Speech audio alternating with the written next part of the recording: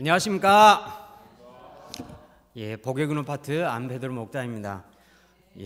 봄수양의 말씀 섬긴 지 얼마 안 돼 2주 만에 다시 또 이렇게 은혜로운 수요 예배 말씀을 섬기게 되어 정말 지금 감사하고 영광스럽게 생각을 하고 있습니다. 오늘은 특별히 여호수아서 마지막 강의 24장 말씀을 증거하게 돼서 정말 감사하게 생각하고 있습니다. 다 같이 요절 말씀 여호수아서 24장 14절 같이 읽고 제가 기도하고 시작하겠습니다. 시작. 이제는 여호와를 경외하며 온전함과 진실함으로 그를 섬기라. 너희의 조상들이 강 저쪽과 애굽에서 섬기던 신들을 치워버리고 여호와만 섬기라. 거룩하시고 은혜로우신 하나님 아버지, 과거 저희는 우상을 아무 힘도 없고 쓸모없는 그런 우상들만을 섬기다가 죽을 수밖에 없던 자들이었습니다. 그러나 하나님 아버지, 저희를 하나님께서 은혜 가운데 불러주시고 또 사명의 인생을 살게 해주셨습니다. 저희가 이 하나님께 감사하여 저희가 이 사명의 말씀을 붙들고 저희가 다만 오직 하나님만을 경외하며 하나님을 섬기는 인생을 살 수 있도록 도와주시길 간절히 기도합니다. 이 시간 은혜의 시간을 주시길 기도드리며 예수님의 이름으로 기도하였습니다. 아멘. 자, 여러분들 영어들 다들 잘 아시죠? 못해도 이 단어, 이 형용사의 뜻은 잘 알고 계실 겁니다. empty 무슨 뜻입니까? 비어있다는 뜻이죠. 이 empty의 비교급과 최상급의 표현이 무엇인지 아십니까? emptier, the emptiest입니까? 아니면 more emptier, 아니면 most emptiest입니까? 아니면 better emptier, 아니면 the best emptiest입니까? 제가 학교 다닐 때 친구한테, 영어 잘하는 친구한테서 이 질문을 듣고는 제가 하마터면 깜빡 속아 넘어갈 뻔했는데, empty는 그야말로 그 단어 자체가 텅 비어있다는 뜻이기 때문에 비교급이나 최상급이 올 수 없습니다. empty 안에가 뭔가 조금이라도 있으면 그거는 empty가 아니라 조금 더 비어있는 그런 뜻이 있을 수가 없죠. 그렇기 때문에 우리 마음에도 마찬가지로 텅 비어있으면 비어있는 것이고, 조금이라도 있으면 죄악된 것이, 조금이라도 있으면 그건 죄악된 것이지 조금 덜 죄 있고, 아무튼 이거는 비교할 수가 없다는 뜻입니다. 말이 서두가 길어졌습니다. 우리가 하나님 말씀 앞에서 이렇게 기면 기고 아니면 아니고 분명히 선택을 해야겠습니다. 자, 오늘 말씀은 여호수아서 마지막 메시지입니다. 마지막 메시지의 첫 시작이 무엇으로 시작합니까? 14절을 보십시오. 바로 첫 단어가 이제는입니다. 여호수아는 지금까지 이스라엘 백성들의 모습을 그냥 지켜보고 있었습니다. 왜냐하면 지금까지는 가나안 정복 전쟁을 위한 전쟁 가운데 있었기 때문이었습니다. 전쟁 중에는 특별한 어떤 것들에 대해서 말을 하더라도 먹히지 않을 뿐 아니라 집중하지 못하기 때문입니다. 그러나 이제는 전쟁이 마무리되었습니다. 가나안 땅을 정복했고 그들은 이제 정착하여 안정된 삶을 누리고 있습니다. 이스라엘 백성들은 살만해졌습니다. 그동안 없던 땅이 생겼고 집이 생겼으며 이제는 과일을 먹고 곡식도 먹고 고기도 먹게 되었습니다. 굶어 죽지는 않게 되었습니다. 꽤 풍요로워졌죠. 과거 제가 중흥동 센터에 있을 때 이제 학교 다니던 시절에 우리 많은 목사님들이 뚜벅이로 학교도 다니고 전도도 하고 피싱 모임도 갔습니다. 그러나 우리 목사님들 지금 다들 장막생활 하던 분들이 지금 집도 있고요.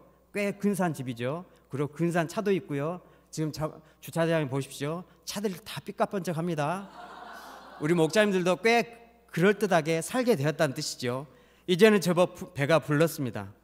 그런데 문제는 그동안 앞장서서 40년 동안 앞장서서 전쟁을 이끌며 분투하던 여호수아가 이제는 나이가 들었다는 것입니다. 여호수아 장군은 이스라엘 사는 모습을 때로는 흐뭇하게, 때로는 근심과 염려 가운데 지켜보았습니다. 가만히 지켜보던 여호수아는 이제 드디어 결단해야 할 때가 왔다는 것을 실감했습니다. 이스라엘은 생각한 것보다 빨리 가나안 땅에 적응하였습니다. 이렇게 빨리 적응할 줄 몰랐습니다. 아니, 저 친구들이 애굽에서 종살이하던 그 사람들이 맞나? 광야길을 헤매던 그 사람들이 맞아?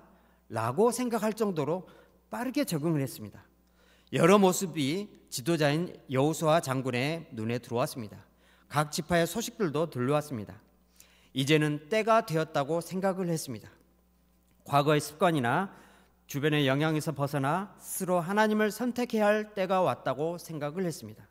왜냐하면 가나안 땅에 들어온 이 세대들에게 신앙이란 것이 단순히 물려받는 것이 아니라 각 세대가 새롭게 결단하고 또 선택해야 하는 것임을 알고 있기 때문이었습니다. 요즘 나는 하나님을 섬기는 결단을 어떻게 실천하고 있는가 되새겨 볼 때가 되었습니다. 14절 말씀을 다 같이 읽겠습니다. 시작. 이제는 여호와를 경외하며 온전함과 진실함으로 그를 섬기라. 너희의 조상들의 강 저쪽과 애굽에서 섬기던 신들을 치워버리고 여호와만 섬기라. 여호수아는 무엇이라고 합니까? 오늘 택하라. 내일도 아니고 모레도 아니고 바로 오늘 지금 택하라고 말하고 있습니다. 이스라엘 백성은 가나안 땅에 정착을 했고 풍요로운 삶을 누리게 되었지만 이와는 반대로 마음은 점점 느슨해지고 있었습니다. 그래서 그는 말합니다. 오늘 결단하라. 믿음은 내일이 아니라 바로 오늘의 선택으로 세워지는 것입니다. 그러면 나와 내 집은 여호와를 섬기겠노라는 고백을 나의 가정에 어떻게 적용할 수 있습니까? 어떤 부모가 자녀에게 신앙을 가르치지 않고 나중에 크면 알아서 교회 다니겠지. 엄마 아빠가 UBF 목자인데 당연히 내 새끼들이 우리 UBF에 다니지 않겠어? 지금은 바쁘니까 나중에 라고 생각을 할 수 있습니다. 그런데 그 자녀는 아무런 신앙의 기반 없이 자유롭게 자랐고 또 가르침을 받지 못했습니다. 그러자 인생의 위기 앞에서 방향을 잃었습니다. 신앙은 자연적으로 발생하는 것이 아니라 결단하고 세워줘야 하는 것입니다. 여호수아는 이스라엘 백성들 앞에 세 가지 선택을 제시합니다. 하나는 조상들이 강 저편에서 섬기던 신, 그리고 다른 하나는 애굽의 신, 마지막으로는 지금 거주하는 땅의 아모리 족속의 신입니다. 그러나 여호수아는 이 모든 우상신을 버리고 오직 여호와 하나님만 섬기라고 명령합니다. 그러면 여호수아가 말한 이 세 가지 신은 어떤 신입니까? 첫째로 강 저편의 신들이 무엇입니까? 이것은 조상들의 옛 우상들입니다. 아브라함 이전 조상들 데라, 나홀 등이 있습니다. 이들이 메소포타미아 지역에서 섬기던 수메르 바벨론계의 다신들을 뜻합니다. 바로 조상신들입니다. 여호수아는 과거 혈통적 배경이라 해도 믿음이 없는 전통은 거절해야 한다고 강조합니다. 조상이라도 하나님을 알지 못한 신앙은 우리가 결코 따라서는 안 되는 모델입니다. 우리에게도 과거 전통적인 종교가 있습니다. 유교가 있고 또 불교도 있습니다. 무속도 판을 칩니다. 알게 모르게 우리는 여기에 영향을 많이 받습니다. 어떤 신학자가 이런 말을 했다고 합니다. 한국 사람들은 살아갈 때는 유교적 관습을 살다가 어려움에 닥치면 불교로 가서 불교를 가고 또 죽을 때는 모두가 다 무속을 따른다. 그러면서도 이것은 기독교인도 예의가 아니라고 하였습니다. 그리고 둘째는 애굽의 신들입니다. 오랜 너의 생활 중 익숙해진 우상 문화와 체계화된 종교 의식들입니다. 이스라엘 백성들은 출애굽 이후에도 여전히 금송아지를 만들 정도로 애굽의 영향에서 벗어나지 못했습니다. 애굽은 화려했습니다. 아주 좋았습니다. 고생을 하고 종으로 살았지만 애굽은 정말 좋았습니다. 이것은 무슨 의미일까요? 애굽은 제국이었습니다. 이스라엘이 비록 노예로 지냈지만 놀기에는 애굽만큼 좋은 곳이 없었습니다. 그들이 비록 노예로 살았지만 제국의 익숙함이라는 이유로 세상의 가치관을 받아들였습니다. 세 번째 신은 바로 아모리 족속의 신들이었습니다. 가장 무서운 현재의 삶 속의 우상입니다. 가나안 땅에 지금 이 순간 존재하는 우상들입니다. 대표적으로 바알과 아세라 신은 농사와 타산의 신입니다. 생활과 생존과 삶의 안정과 직결되어 있었습니다. 지금 당장 눈앞의 필요, 경제의 성공, 안락을 채우기 위해 하나님보다 세속적 수단을 섬기고 싶어지는 바로 끈질긴 유혹입니다. 우리 집은 원래 기독교 집안이야. 하지만 믿음의 실제 없이 형식과 문화만 남은 신앙 전통은 오늘 우리에게는 아무 힘이 없습니다. 그래서 우리는 질문해야 합니다. 나는 살아있는 신앙을 계승하고 있는가? 아니면 종교적 전통과 형식만 따르고 있는가? 익숙한 세상 가치관 속에 세속 가치관 속에 별 정황 없이 받아들인 것들이 있습니다. 그것은 바로 물질주의, 성공주의, 학벌주의 같은 세상 기준이 여전히 우리들 중심에 있지 않는가? 바로 그것입니다. 하나님을 믿지만 현실은 현실이야 라는 이중적 태도는 애굽에 발을 두고 하나님을 부르는 모습과 같습니다. 우리는 동일하게 물어보아야 합니다. 나는 어떤 기준으로 결정을 내립니까? 하나님의 뜻입니까? 세상의 상식입니까? 지금 내가 살고 있는 문화 속 우상을 보십시오. SNS 인기, 외모 집착, 직장 성과, 자녀 성취 등이 하나님보다 더 중요한 가치가 되었지는 않습니까? 지금보다 더 벌어야 돼. 더 높은 자리에 올라가야 해. 치열한 경쟁 속에 젊은이들은 불안함을 느낍니다. 과연 우리 아이는 이 사회에서 살아남을 수 있을까? 이 시대의 우상은 눈에 보이지 않아 더 위험합니다. 내 삶에서 하나님보다 더 큰 영향력을 가진 것이 있다면 그것이 바로 나의 아모리의 신이라 할 수 있습니다. 16, 17절을 다 같이 읽어보겠습니다. 시작. 백성이 대답해 이르되 우리가 결단코 여호와를 버리고 다른 신들을 섬기지 아니하리니 이는 우리 하나님 여호와께서 친히 우리와 우리 조상들을 인도하여 애굽 땅 종에서 되었던 집에서 올라오게 하시고 우리 목전에서 큰 이적들을 행하시고 우리가 행한 모든 길과 우리가 지나온 모든 백성들 중에서 우리를 보호하셨음이며 우리는 은혜를 기억하고 다음 세대에 전해야 합니다. 신앙의 유산은 단순히 교리나 지식을 전달하는 것을 넘어서야 합니다. 하나님께서 우리 삶과 역사 속에서 행하신 놀라운 은혜를 기억하고 간증한 것을 포함합니다. 기억과 간증의 중요성이 여기에 있습니다. 부모는 자녀들에게 자신의 신앙 여정을 이야기해주고 가정 예배나 식사 생활을 통해 하나님의 은혜를 함께 나눠야 합니다. 성경 말씀을 통해 과거 이스라엘 백성들에게 베푸신 하나님의 구원 역사를 가르치고 오늘날 삶 속에서 경험하는 하나님의 사랑과 인도하심을 나눠야 합니다. 한나는 어린 사무엘에게 자기가 기도했던 내용과 하나님의 응답을 들려주었습니다. 우리도 또한 자녀들에게 삶 속에서 경험한 하나님의 섬세한 손길을 이야기해 주어야 합니다. 과거의 은혜를 기억하는 현재의 감사와 헌신으로 이어집니다. 미래 세대에게 신앙을 전수하는 동력이 됩니다. BBF, CBF, JBF는 우리 교회의 미래가 됩니다. 그리고 가깝게는 솔트팀이 있습니다. 마치 어머니가 딸에게 물려주는 소중한 갑옷처럼 우리 아이들은 부모 신앙 간증을 들으며 하나님을 더욱 깊이 알아가고 그들의 믿음을 본받아 자신의 신앙을 키워나갈 것입니다. 17절에서 이는 우리 하나님 여호와께서 친히 우리와 우리 조상들을 인도하여 애굽 땅 종되었던 집에서 올라오게 하시고 우리 목전에서 그 큰 이적들을 행하시고 우리가 행한 모든 길과 우리가 지나온 모든 백성들 중에서 우리를 보호하셨으며 이스라엘 백성은 하나님께서 자신들을 어떻게 애굽에서 인도해내셨는지 기억하고 있습니다. 그 기억은 단순한 역사적 사실이 아니라 그들의 믿음을 결정짓는 이야기였습니다. 신앙은 단지 교리나 지식으로 전해지는 것이 아니라 삶의 이야기로 전해지는 것입니다.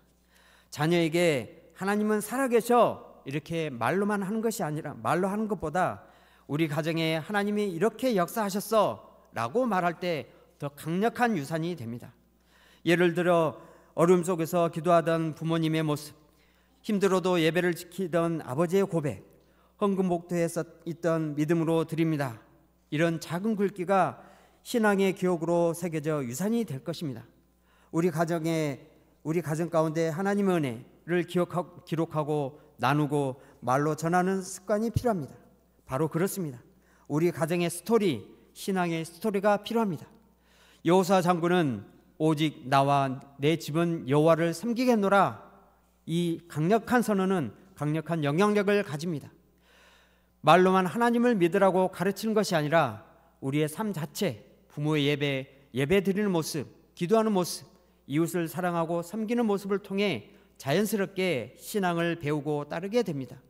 한 유명한 운동선수는 어린 시절에 매주 새벽기도에 빠지지 않고 참석하셔서 돌아와서 자기 머리 위에서 무릎 꿇고 눈물로 기도하시는 어머니의 모습을 보며 신앙의 깊이를 깨달았다고 합니다. 우리의 가정이 하나님을 중심으로 세워지고 하나님 사랑과 섬김이 넘치는 공동체가 될 때 다음 세대는 그 안에서 건강한 믿음의 뿌리를 내릴 수 있으리라 믿습니다.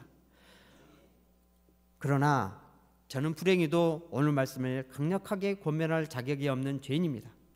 오늘 말씀을 늦게 끝낸 것도, 그리고 이렇게 자꾸 버벅대는 것도 그만큼 제 마음속에 온전히 여호와 한 분만을 섬기지 못했던 저의 죄 문제 때문이었습니다. 제 가정에서도 자녀들에게 말씀을 가르치지 않고 유튜브로 경제 뉴스를 보며 앞으로 경제 상황이 어떻게 변할 것인가 동향을 보는 것이 일이었습니다. 자녀들에게도 하나님을 경외하는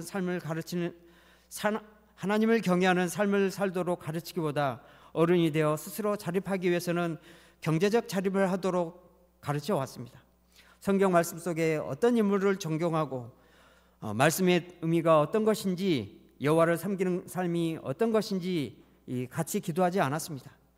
실로 가장으로서 역할을 소홀히 한 저의 죄를 애통히 회개합니다. 올해 연초에 저희 회사에서는 각 공장마다 1%씩 인원 감축을 하도록 지침이 내려왔습니다. 저희 공장이 220명이기 때문에 최소 2명 이상의 인원을 감축을 해야 됩니다. 그 2명의 그 어려운 경쟁률을 뚫고 제가 들어갈까 봐 저는 계속해서 두렵고 떨리는 마음이 있었습니다. 밤에는 잠이 안 오고 자꾸 새벽에 잠을 깨었습니다. 아직도 빚은 많고 모아놓은 돈은 하나도 없고 앞으로 나이는 50이 넘어서 어떻게 살아야 할 것인가, 실로 걱정이 되고 두려워서 자녀들은 어떻게 공부를 시킬 것인가 너무나 두렵고 떨렸습니다. 그래서 믿음을 붙들고 말씀을 더욱더 암송을 해야겠다 이렇게 생각을 했지만 그게 뜻대로 되지 않았습니다. 그래서 오늘 말씀을 붙들고 말씀을 전하기가 굉장히 부담스럽고 또 불편했습니다. 그럼에도 불구하고 말씀을 붙들지 않고 하나님을 경외하는 삶을 살지 않고서는 제 인생은 없다는 것을 저는 너무나 잘 알고 있습니다.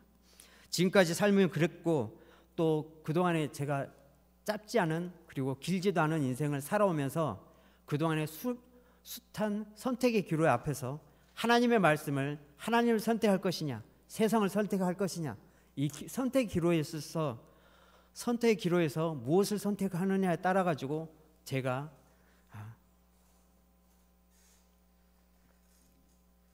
하나님을 떠나서 세상을 선택했을 때는 저는 늘 망하는 길을 걸었습니다. 그러나 제가 회개를 하고 하나님의 말씀을 붙들고 하나님을 선택했을 때 승리하는 인생을 살았습니다.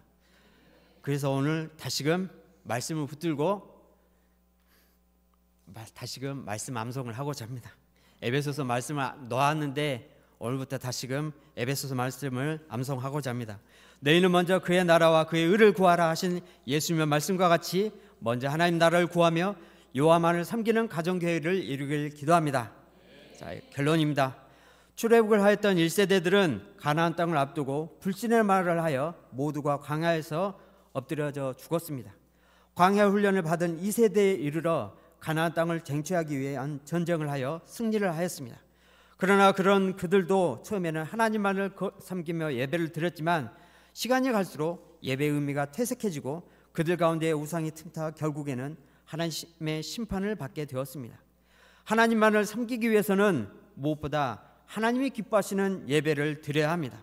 나 한 사람의 신앙뿐 아니라 가정과 교회와 공동체의 신앙이 중요합니다. 마치 여러 개의 실이 꼬여 튼튼한 밧줄을 만들듯 온 가족이 함께 예배드리고 말씀을 나누고 기도하는 가정이요 교회가 되길 기도합니다.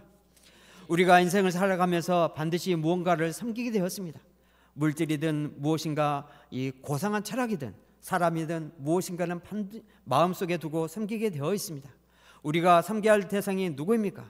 오직 여호와만을 경외하며 섬겨야겠습니다. 나는 어떤 유산을 남길 것인가? 여호수아는 말로만 고백한 것이 아닙니다.